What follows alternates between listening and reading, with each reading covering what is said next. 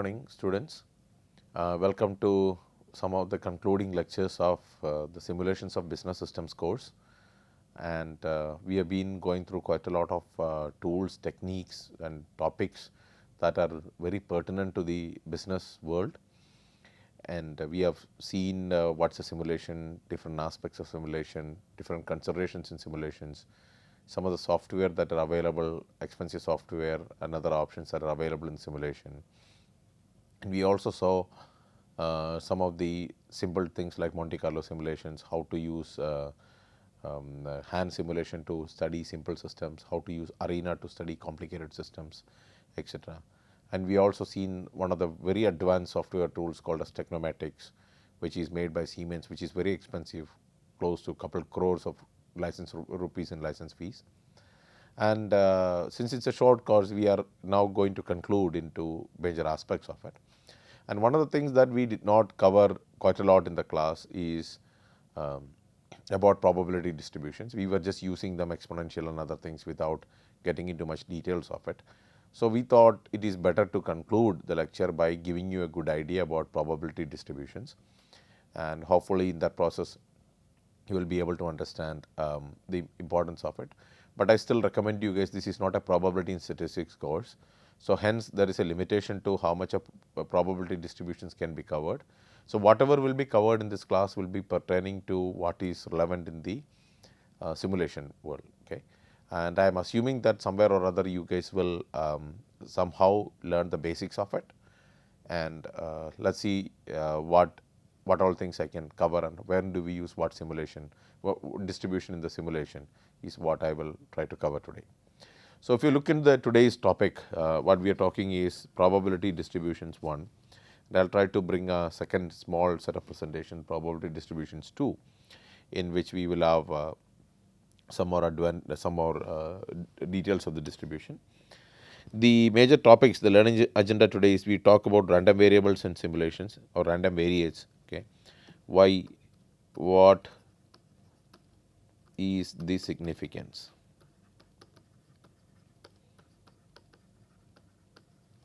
With respect to simulation.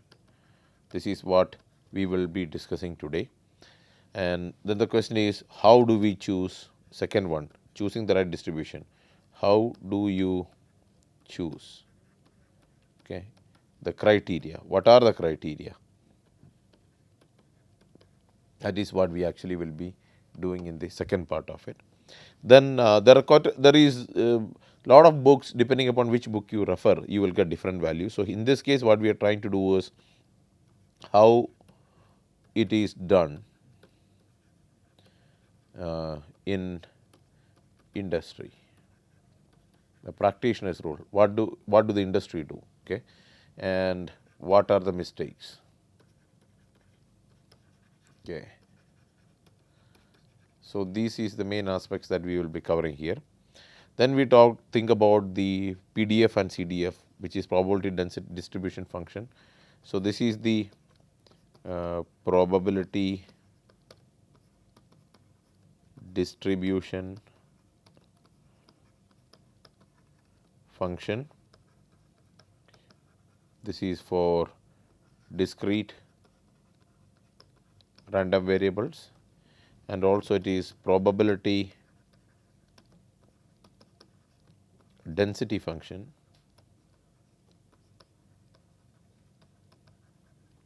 for continuous RV, continuous random variables. Okay. Similarly, CDF is you can think about it as cumulative distribution function. It is for the discrete, or it can also be the cumulative density function for continuous. Okay. So we will see the fundamental thoughts on PDF and CDF and how that can be used in the simulation aspects of it, and then we will look at a simple illustrative example. Yeah, so this kind of demonstrate how the simulation, the aim is to how PDF, CDF concepts are implemented in simulation.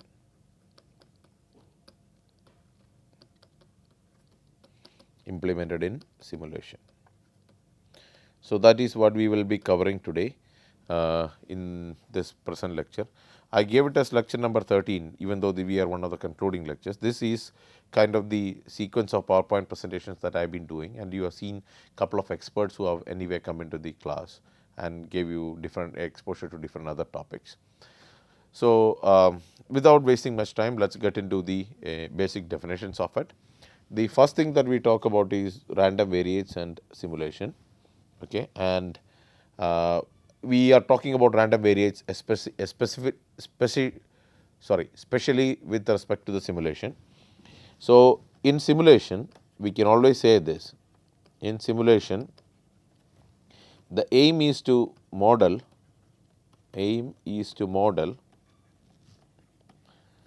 some component or behavior of a system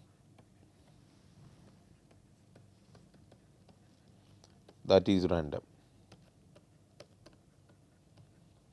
or that is randomly behaving.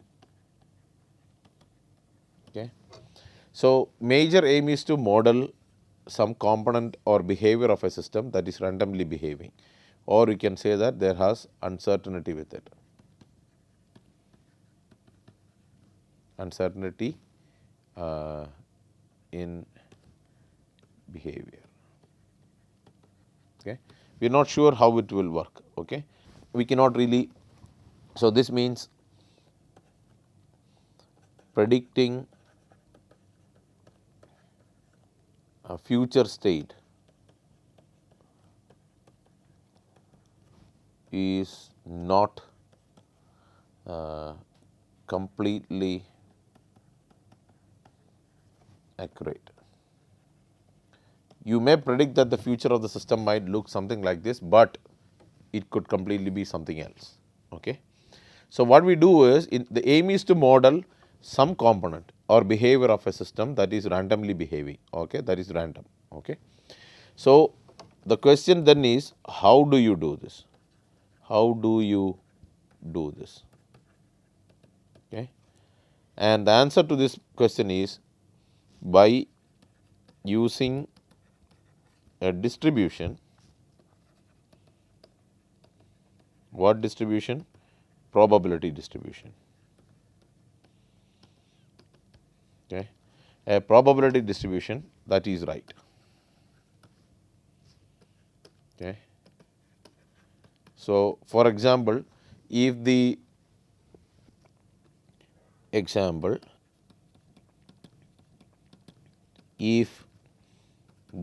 probability of values or values of the system is more near to the mean or expected value and less further away from mean, then normal distribution can be used.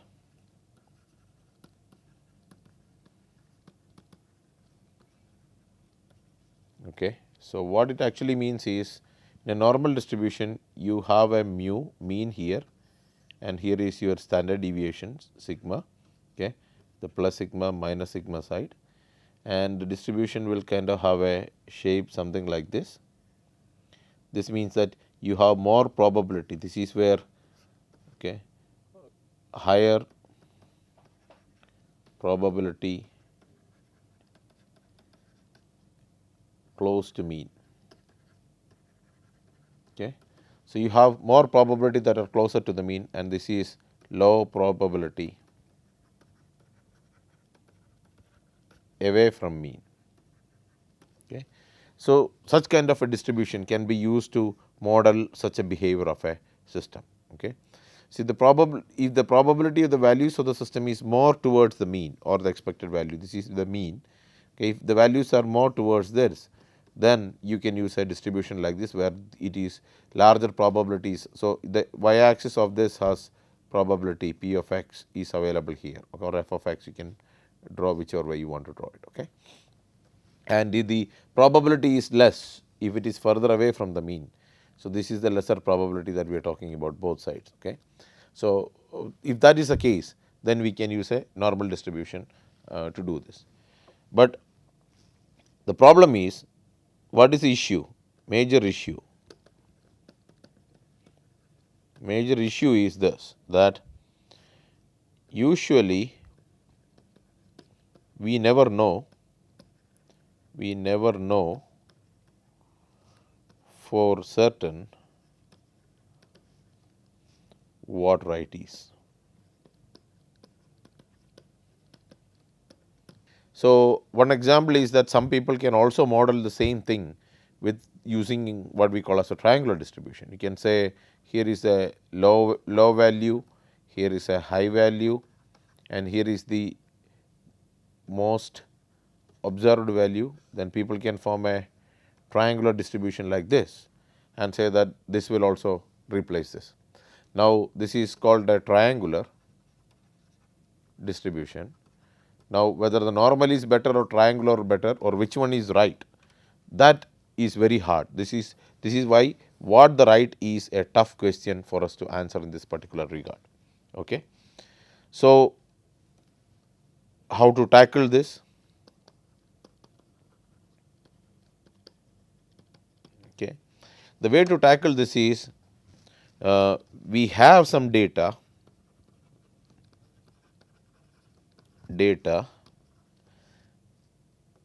or obtained some past data.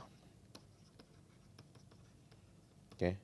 So, somewhere we obtained some past data, or we have some data and would like to match it, that data. So, somewhere somehow we obtained some data, some past historic data is available, and using that we would like to use the data, and from there it's plotted using different graphical systems and try to find out the patterns available with it. That is why we studied graphical tools in the previous stuff, and then we decide what type of patterns the data. So, from here what you are trying to do is, okay, this is where you are trying to do patterns in the data. Okay. So, you are trying to look for how the data actually behaves. Okay. Okay. So, ideally speaking,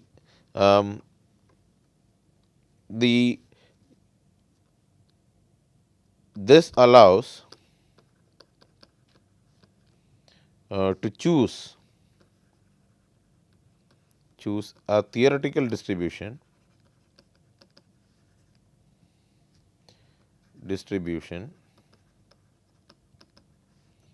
that best fits the raw data, best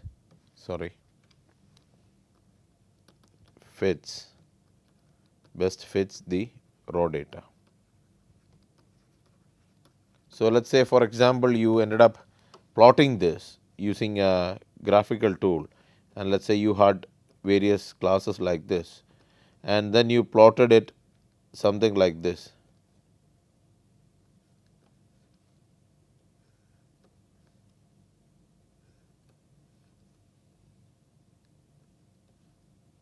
Let us say this is how you plotted it. Then you can say that to some extent you can kind of think about it as a normal distribution like this. Okay. So, that is kind of, you will say, okay, this is somehow fits the data. So, this is where the best fit theoretical, that is what we try to do in this regard. Okay. So, assume that you guys understand what I am trying to say in this particular case, but the aim here is that you are trying to study some component or behavior of a system that is random, okay, which means there is uncertainty in its behavior. You have there is a lot of uncertainty that is associated with this, and you are trying to find out, you are trying to because there is uncertainty, you are not completely sure what is going to happen in future. So, to model the system, what you do is by use a probability distribution is the thing that you think it is the right probability distribution. And like for example, I gave you the when people use a normal distribution, stuff like that. But the biggest issue in this regard is it is never know for certain what the right is. It is quite hard to figure this out. So, how do people tackle this problem? Usually you obtain some past historic data, would like to use a graphical system to plot it, and would like to find a patterns in the data that will actually match the data. So, just I showed you here, when you plot a histogram, and then you can see that maybe sometimes a normal distribution would fit better than a triangular distribution. Okay. So, what happens is once you look for the patterns, then you choose a theoretical distribution that best fits the raw data. So, the aim of the simulation is fit to historic data as a starting point. So, you have to start someplace, and the starting point in this regard is first start by fitting to the historic data, and then from there do the improvement. Okay. So, then the next question obviously is choosing the right distributions. Okay. Once you plot the graph and other things, there are quite a lot of empirical distributions from which we can do that. The first thing is that the modeler usually have some specific knowledge about the system, some specific knowledge about the system,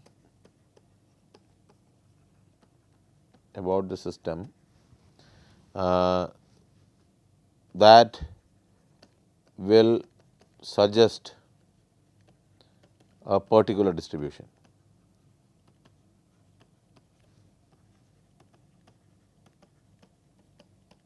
Okay.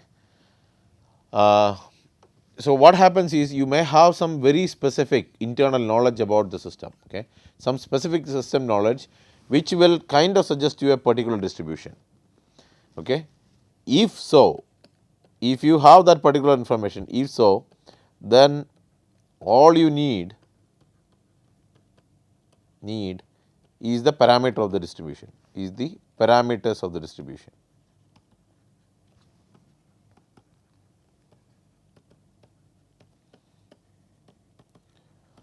For example,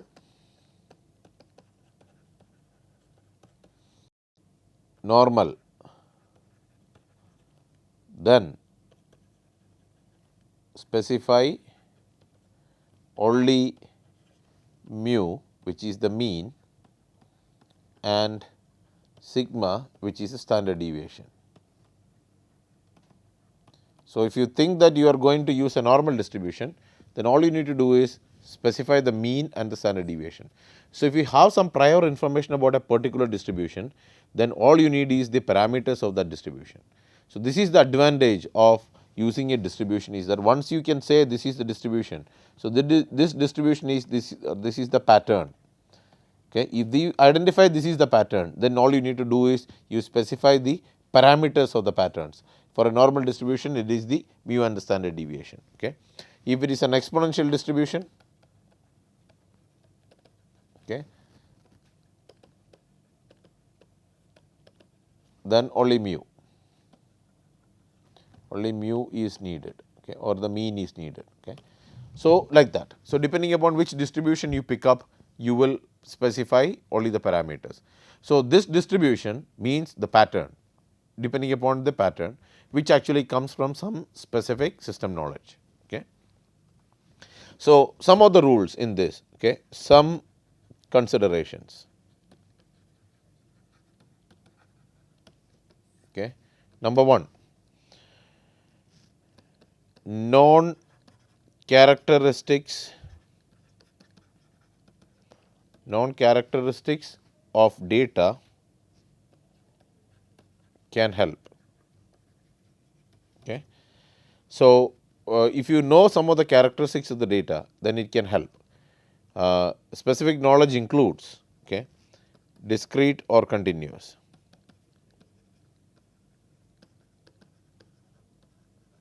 Okay. If you think it is a discrete system, then you might not be able to use a normal distribution. You might have to look at something else. Okay. Then some other part is range, which includes bounded, non-negative, finite, etc.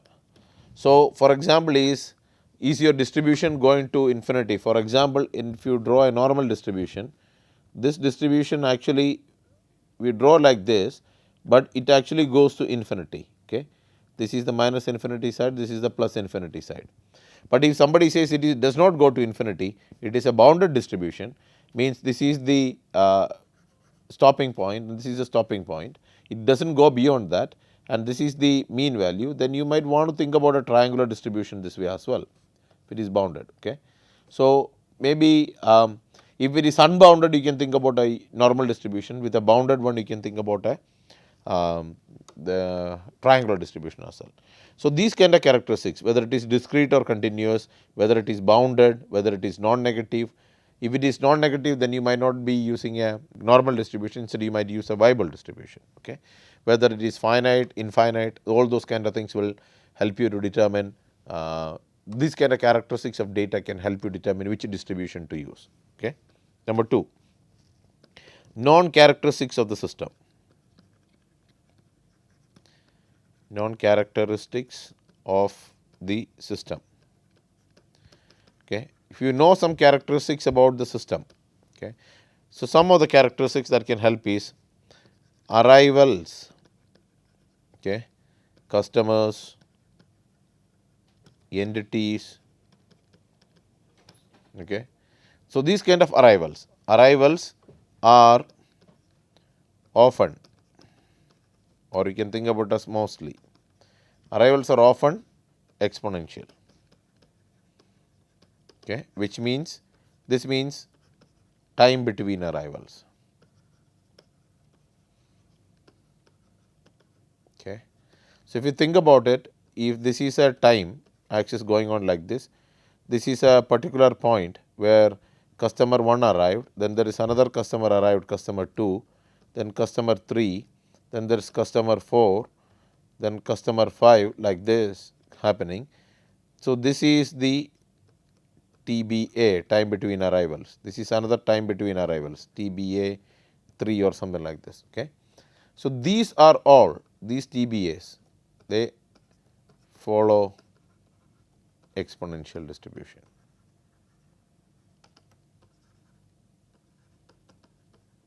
Okay.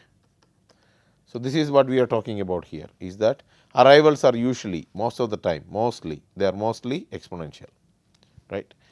B, next one, okay. Measuring errors are usually normal. Okay. That means you would use a normal distribution if you are quantifying somewhere like a quality gate where you are checking something and rejecting a product or something like that, then you would like to model this with a normal distribution. A normal distribution where so measuring errors means most of them will be close to the normal value or the mean value and then they will change accordingly. Okay. Then the third one is time between failures of machines or anything or machines, okay, cannot be negative. Okay. So, you cannot, if the machine, if you think about it this way, if here is a failure, machine failure 1, then you cannot have a failure before this. The next failure can only occur, next failure can only occur in a positive direction. So, it could happen someplace here as a failure 2. So, this is the TBF, time between failures. Okay. So, this time between failures cannot be negative. So, that means you cannot use a normal distribution here. You might have to use a distribution that is positive in nature. So, here if you are modeling that, then your graph will probably be, this is 0 and this is positive infinity, and maybe you might have a distribution something like this, which you might say, okay, the probability of the next failure, or you might even say that I might use an exponential, does not matter, which some through some curve you will have, but the most important thing is this will be a positive value. Okay. So, the time between failures cannot be negative. So, these kind of internal informations that you have is very important for you to choosing the right distributions. Okay. Continuing in the choosing the right distributions process, there is some more thing. Okay. So, the third point that is usually very prominently used by a lot of the practitioners is, okay, follow a formal approach, that is, which is use a standard or commonly used, use a standard or commonly used goodness of fit test, goodness of fit test to match the empirical distributions, empirical distribution. Okay. The empirical distribution come from the data. Okay. To match the empirical distribution to the theoretical distribution.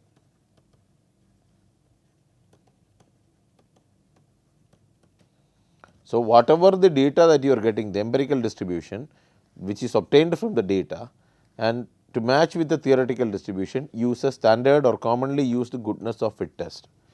The two most commonly used goodness of fit tests are chi-square goodness of fit test, chi-square goodness of fit test. Okay. The second commonly used one is Kolmogorov-Smirnov test, Kolmogorov-Smirnov, it is commonly known as KS. Okay. So, these are the two properly used or prominently used goodness of fit test. So, use either one of these tests and then try to match, you match using this test, you try to match the empirical distribution with that of the theoretical distribution. Okay. This is the formal approach, follow the formal approach. Okay. There are people who do this. Also, maybe follow a less formal approach. Okay. This is also another option of doing it. Pick a distribution, a theoretical distribution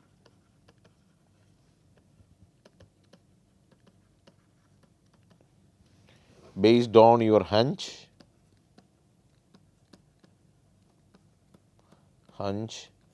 gut feeling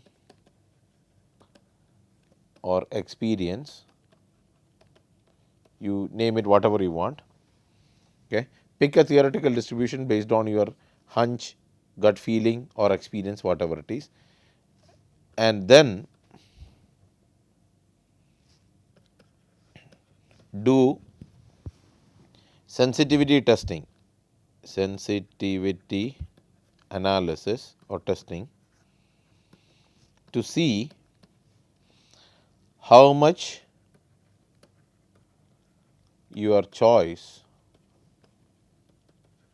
influences the results.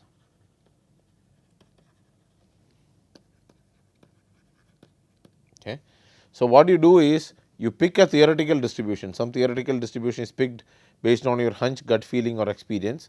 People usually use the data to validate the gut feeling or experience, and then perform a sensitivity analysis to see what is the impact of the choice, how is the choice of that particular distribution influence the results. Okay. This is another approach that is also being followed. Okay. This is usually lengthy but commonly followed in industry. Okay. We sometimes nickname this as brute force approach to a large extent. Okay. Now, we have seen that the four kind of methods of choosing the right distributions. I will try to give you some practitioners rules in this regard. Okay. How do people who are practitioners or who are more involved in simulation actually do this? Okay.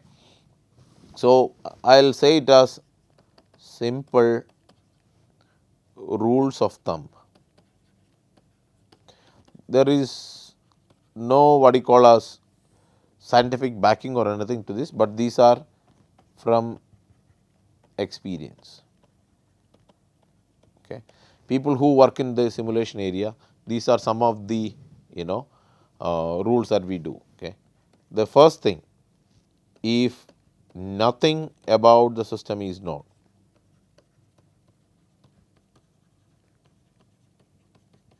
system is known. If you do not know anything about the system, if nothing about the system is known, but have a bounded range,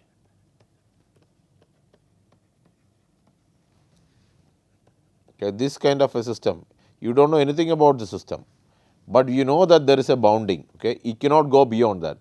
Okay. Usually from 0 to some value. If you talk about the production in a factory, okay, the minimum a factory can produce is 0. So, it is bounded in the minimum. The maximum we can produce is probably in an 8-hour shift 100, 200, 300, but you cannot never produce infinity. There is some limit to it. Okay. If that is the case, then we use uniform distribution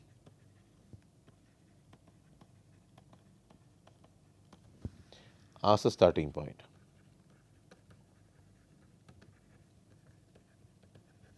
So, we start with the uniform distribution. You do not know anything about it, but there is a bounded range. Then we start with the uniform distribution. Number 2, if little is known, if little is known and have bounded range,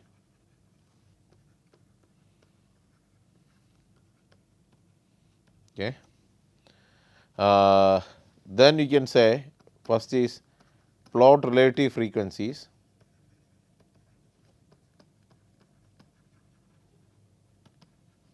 and if a hump is noted or peak is noted, okay, then use triangular distribution. If it is bounded, okay, so let us say you have a minimum of 0 and maximum of some values and you plot it. So, if you do something like this, an example would be you take the relative frequencies. So, this is like x and your y is 0 to 1, okay, that is your relative frequencies, and you plot something like this, you get a observation something like this.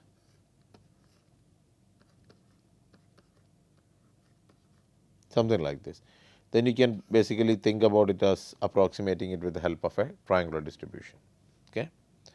Number 3, okay, if variance is high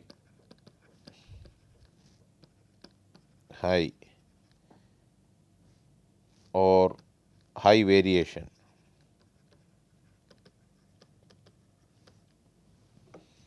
and bounded to left,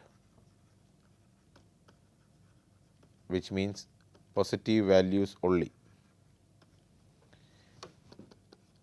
use exponential distribution.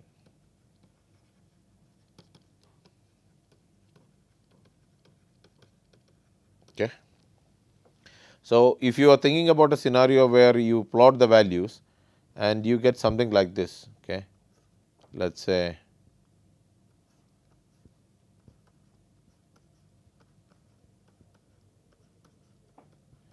somewhere you get a frequency stuff like this, then you can think about it as a exponential distribution. This shows there is high variability in the system. Okay. High variability is also shown here. Okay. And this is 0 and this is positive infinity this way, okay, or some particular value. Okay. But this is anyway bounded to the left, which means it there is no values here. Okay. Bounded to left. Okay. This is the case, then you use a exponential distribution, right. So I will give you some common distributions. Okay. So common distributions and what do they mean? Okay. So for example, the first one is Bernoulli distribution. Please read about these distributions. Okay. Bernoulli distribution, and it is used for yes no responses, okay, or success fail cases. If you are doing a quality control stuff where you are doing rejecting and those kind of things, the rejecting bad products, then Bernoulli is a good idea. Then you have is binomial distribution. Okay. It is used for sum of Bernoulli responses.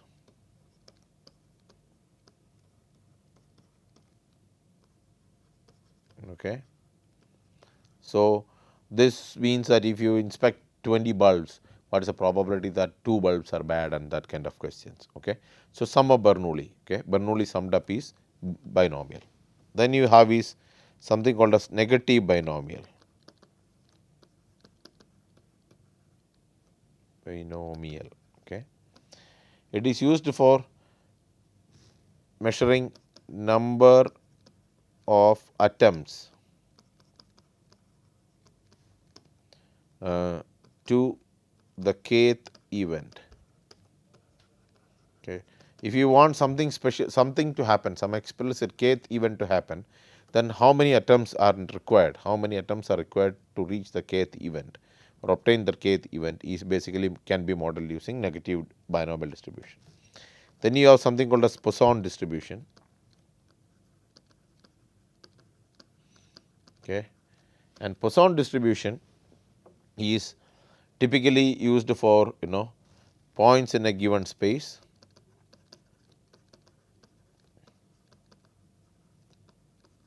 Okay. And many people also call it as count number of arrivals. How many people arrived in a particular time period given the rate of what it is. Okay. So we typically call it as point in a given space. That's a limit, and within which how many points or how many arrivals, how many customers, all those kind of things are very well done with the help of Poisson distribution. Then we have is geometric distribution. I am talking only about the major distributions, nothing else. Okay.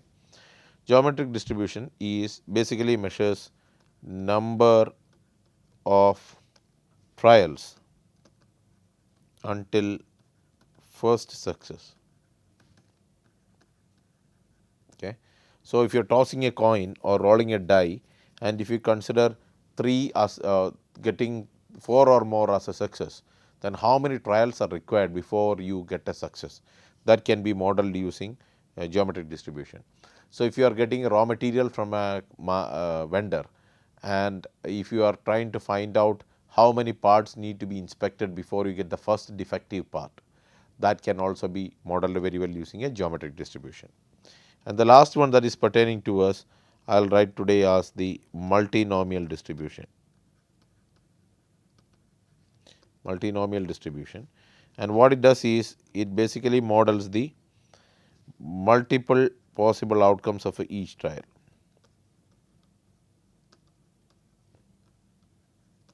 Outcomes of each trial.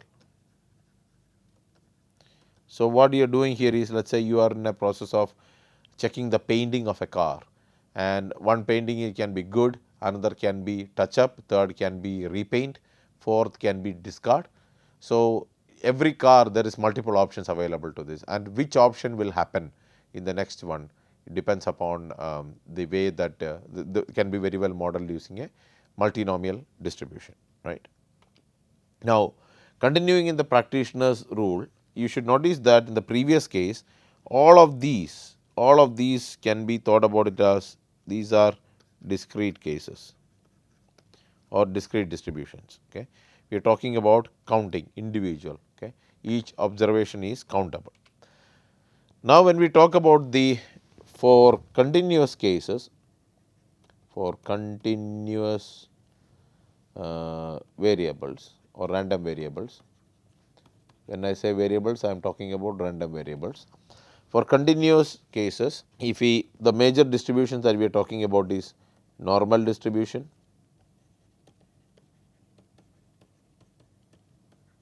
okay. We can say it is the basis of most of statistical inferences,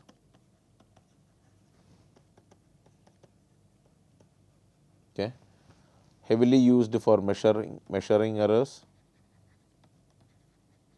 etc. So, normal distribution is used whenever you have a scenario where the probability of occurrence is an unbounded, there is no bound in this case, and probability of occurrence is around the mean value is very high, then that is where we use a normal distribution. Then we use, there is, let us say there is a distribution called a log normal distribution.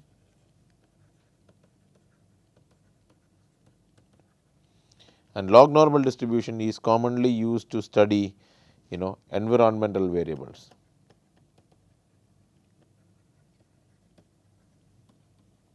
Okay. If we are modeling and studying environmental factors or environmental factors, then we would end up using log normal distribution. Okay. Gamma distribution. Okay. That are commonly used to study time to failure. Okay. It is also models radioactivity. We studied about the gamma decay, gamma function that suggests about how the radioactivity actually works, but mostly time to failure is very well modeled as gamma distribution. Then there is something called chi-square distribution.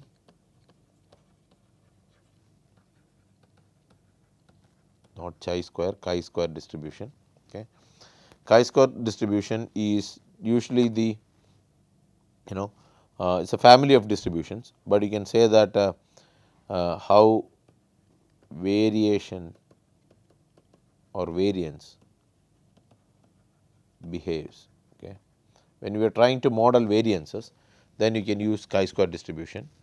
You can also talk about F distribution. This is also another specific case of chi-square distribution, and this also is used to model variance. Okay. Then you have T distribution. This is a student, some people call it also as the student's distribution for statistical tests when sample size is low. Okay. So, that is the T distribution aspect. When you have low sample size, that is when you use this.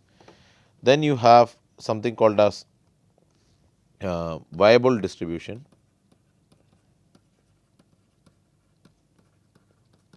Okay, viable. Viable is to use to study lifetime of a system or a product. Okay. If you are trying to study life cycle of a system or a product, then you use viable distribution. Then you can also talk about as extreme value distribution. It is another one that is used. Okay, both type 1 and type 2. Okay. These are also used for lifetime of a system or a product studies. Okay. So, these are all for the continuous random variables that I talked about. Okay. So, just to say continuous random variables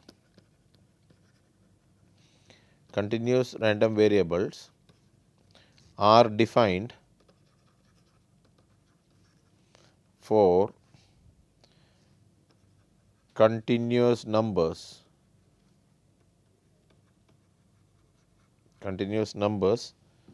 on the real line. Okay. So, in the number line, when we have the real number line, that is where it is. Okay. So, here you say that implies the probabilities have to be computed for all possible sets of numbers.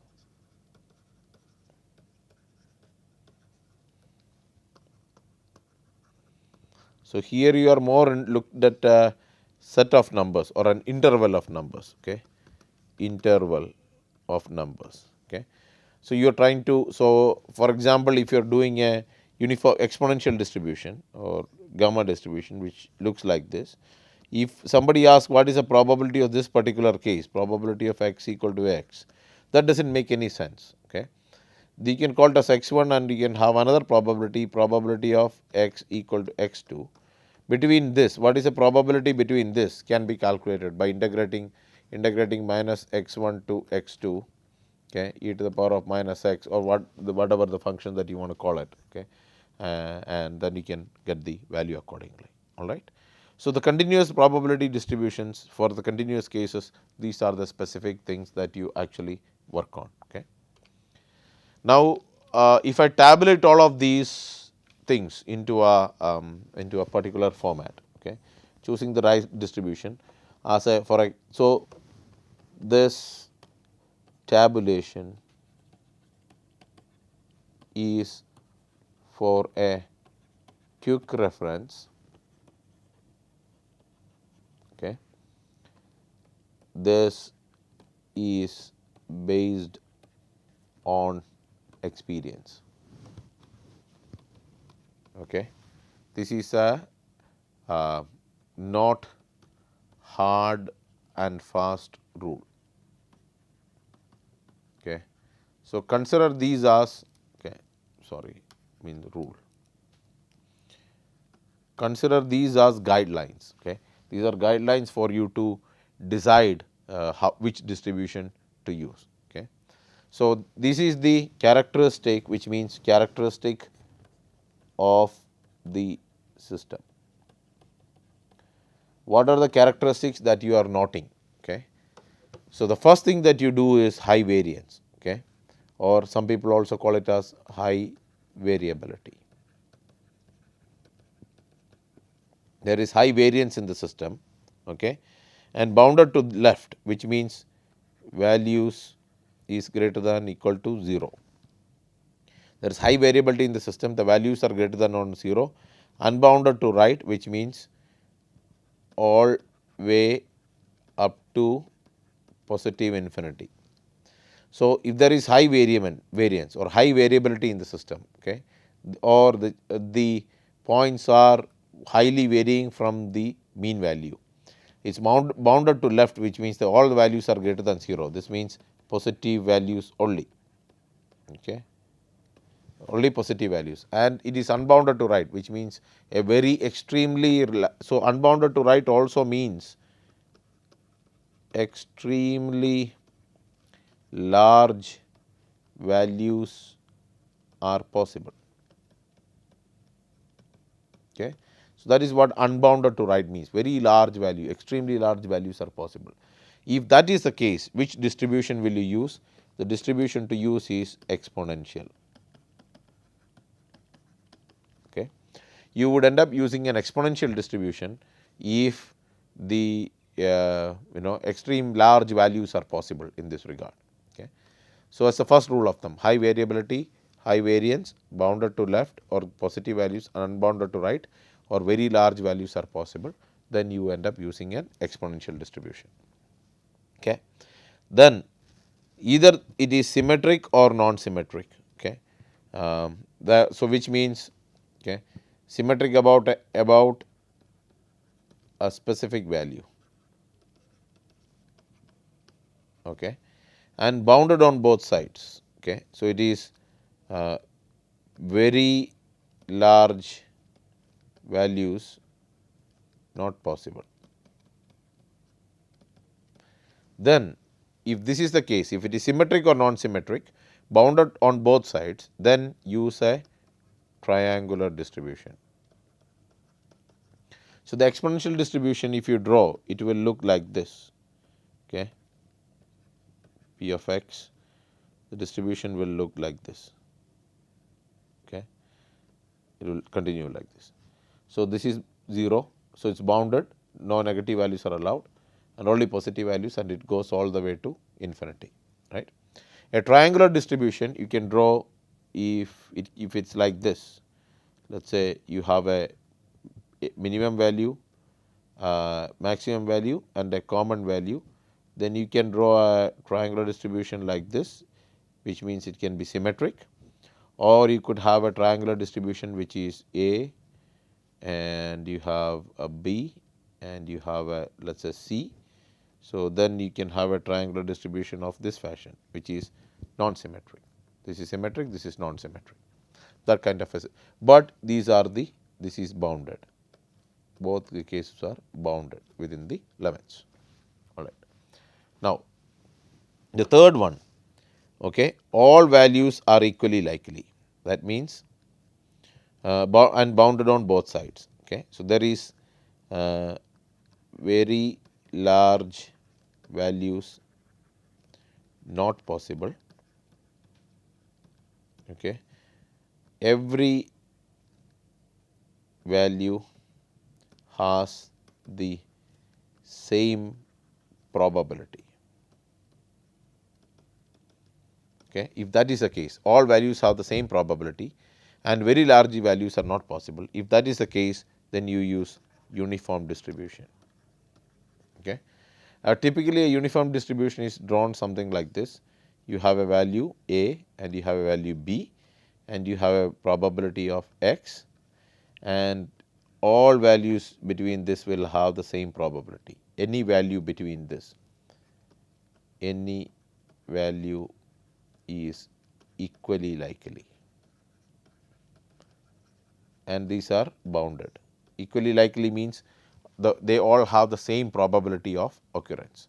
So, then the uniform distribution allows you to model a system which are bounded on both sides, extremely large values are not possible and all values within that are equally likely. Okay.